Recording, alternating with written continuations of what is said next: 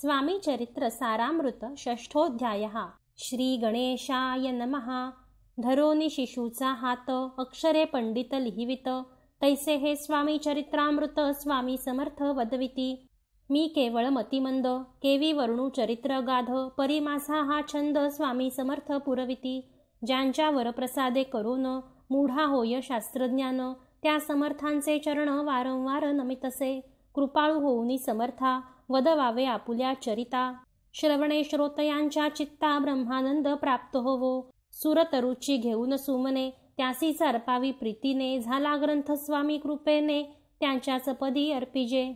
मागील अध्यायाच्या अंती, चोळाप्पा विनवी स्वामी प्रती। कृपा करुनी मजवरती, बडोद्यासी चलावे।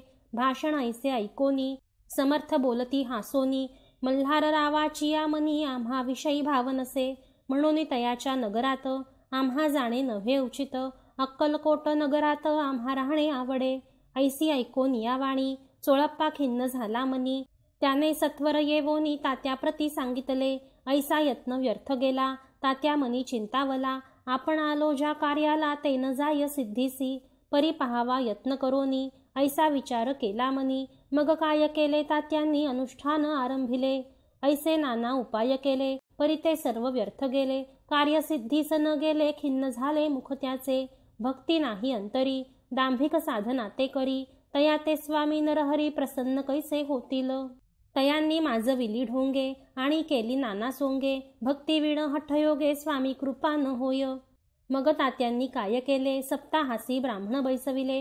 गुरुचरित्र आरंभिले, भावयासी स्वामी कृपा। परी तयाच्या वाड्यात, कधी न गेले समर्थ।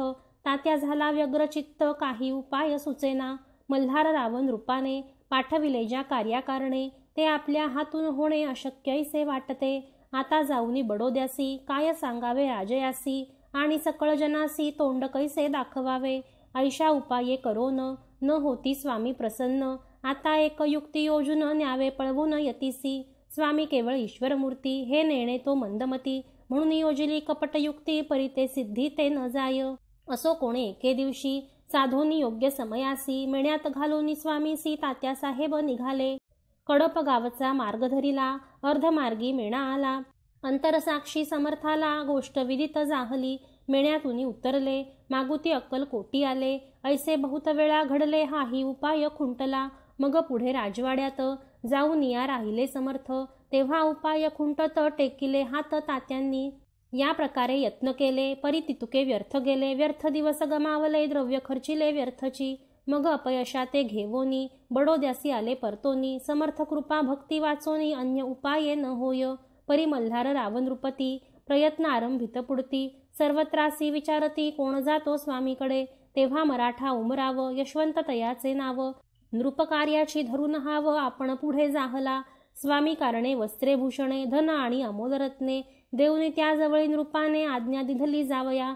तो येवोनी अक्कलकोटी, घेतली समर्थांची भेटी। वस्त्रे अलंकार सुवर्ण ताटी, स्वामी पुढे ठेवित।